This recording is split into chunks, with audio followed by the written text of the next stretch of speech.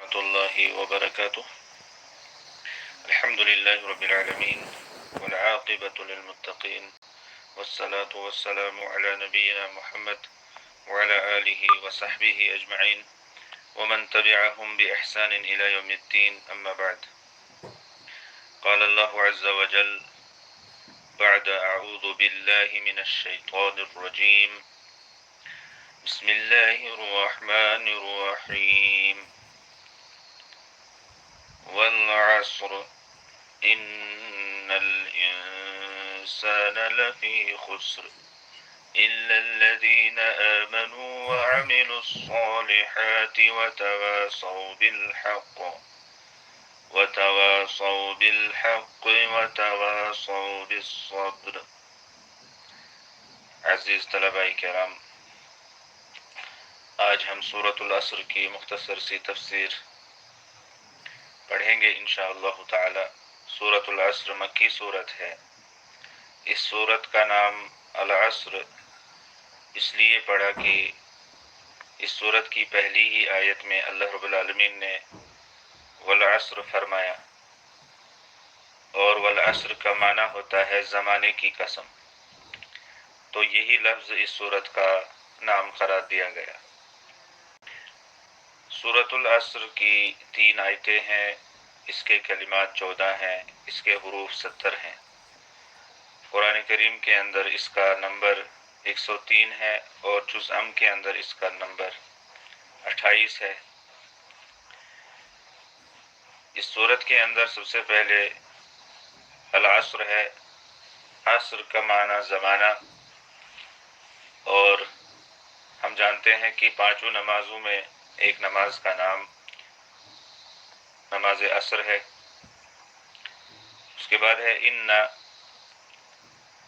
حرف مشبہ بفعل ہے، اور اس کا معنی ہوتا ہے بے شک. الانسان، انسان سے مراد انسان ہی ہے. لفی خسر، لام تاکید کے لیے، فا حرف جر ہے، اور خسر کا معنی ہے نقصان.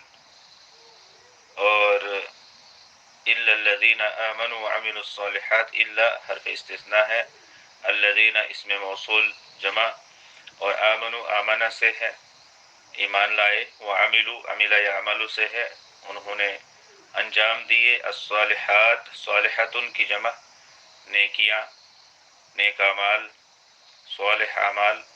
وتواصوا بالحق، تواصا یا تواصا کا معنی ایک دوسرے کو وصیت کرنا، تلقین کرنا.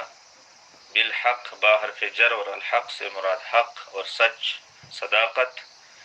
وتواصوا بالصبر، اور الصبر کا معنی صبر ہوتا ہے. اللہ تعالیٰ نے فرمایا بسم اللہ الرحمن الرحیم، شروع اللہ کے نام سے جو بہت مہربان نہایت رحم والا ہے. والعصر زمانے کی قسم.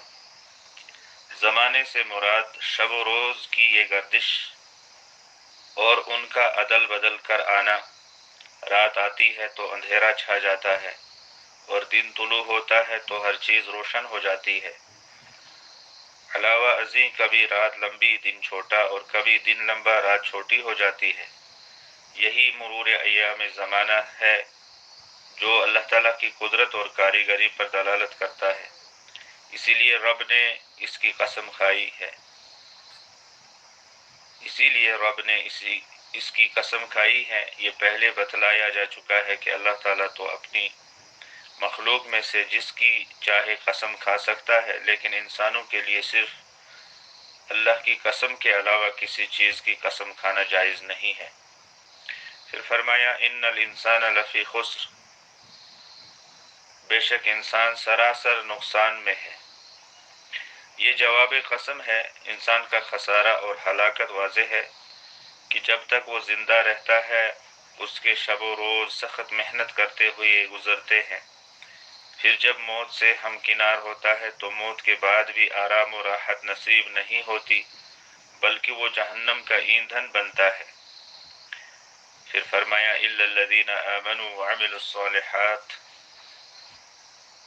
سوائے ان لوگوں کے جو ایمان لائے اور نیک عمل کیے. ہاں اس خسارے سے وہ لوگ محفوظ ہیں جو ایمان اور عمل صالح کے جامع ہیں، کیونکہ ان کی زندگی چاہے جیسی بھی گزری ہو، موت کے بعد وہ بہرحال ابدی نعمتوں اور جنت کی پرآسائش زندگی سے بہرور ہوں گے۔ آگے ایمان کی مزید صفات کا تذکرہ ہے۔ فرمایا وَتَوَاصَوْا بِالْحَقِّ، اور جنہوں نے آپس میں حق کی وصیت کی، یعنی اللہ کی شریعت کی پابندی اور محرمات و معاصی سے اجتناب کی تلقین۔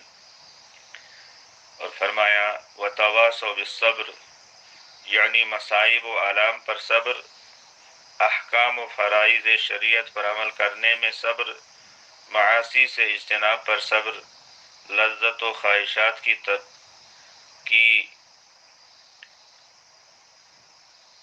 لذت اور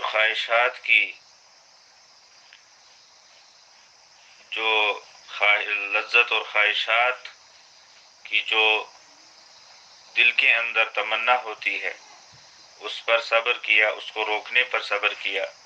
صبر بھی اگرچہ تواصی بالحق میں شامل ہے، تاہم اسے خصوصیت سے الگ ذکر کیا گیا، جس سے اس کا شرف و فضل اور خصال حق میں اس کا ممتاز ہونا واضح ہے۔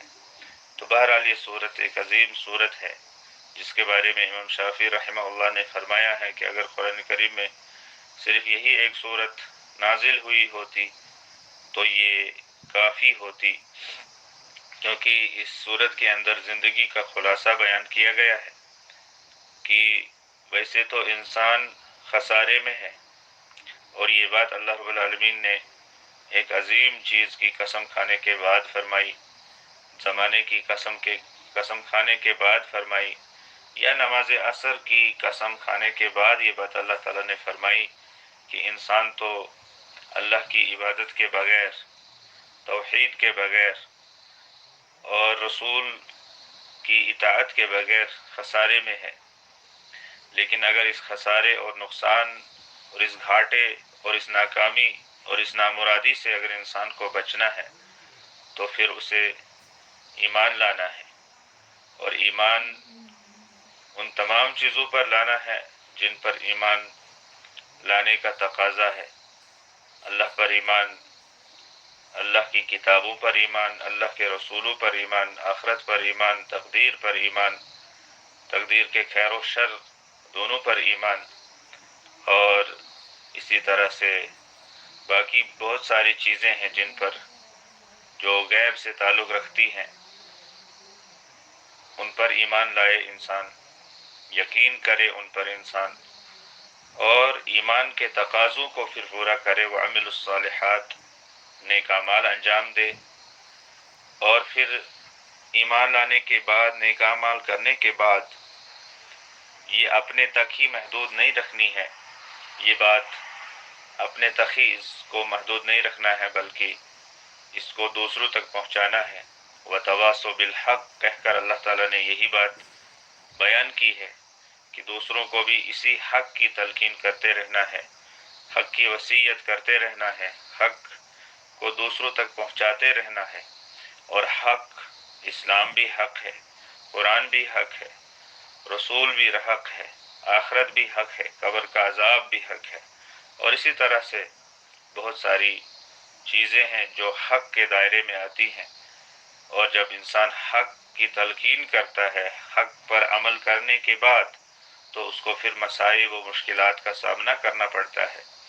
تو جب وہ مصائب و مشکلات میں پڑ جائے، مصائب سے دوچار ہو جائے، لوگ جب اس کو ستائیں، لوگ جب اس کو تنگ کریں، لوگ جب اس کو گالیاں دیں، لوگ جب اس کو مارنے کے لیے آئیں، تو فرمایا وَتَوَاصَوْا بِالصَّبْرِ، اور آپس میں ایک دوسرے کو صبر کی تلقین بھی کرتے رہیں۔ تو صبر انتہائی اہم نسخہ ہے انسان کو اس زندگی میں مشکلات کا سامنا کرنے کے لیے۔ تو بہرحال ہر طرح سے ہمیں صبر کا دامن تھامے رہنا چاہیے اور ہمیشہ صبر سے کام لینا چاہیے۔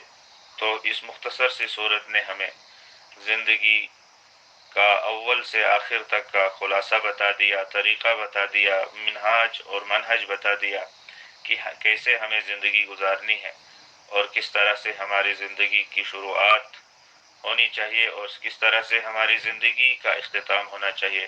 اللہ تعالیٰ سمجھنے کے ساتھ ساتھ عمل کرنے کی توفیق عطا فرمائے۔